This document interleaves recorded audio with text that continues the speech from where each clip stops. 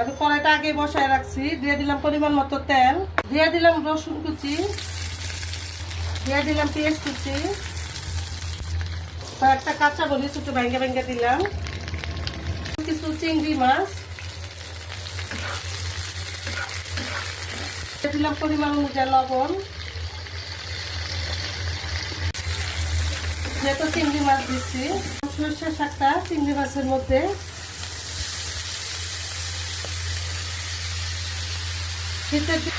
এভাবে কে রান্না করে খাইছেন অবশ্যই কমেন্ট করে জানাবেন কোন রান্নাটা আমার বেশি ভালো লাগে। দিয়েছে আমি সরষের শাকটা একটু তেলের উপরে নাড়াচাড়া দিয়ে নিতেছি। দেখেন কত পানি বেরিয়েছে, দেখছেন? আমি শাকগুলো ডাকলাম না, ডাকা ছাড়াই বাজলাম, তাই কত পানি।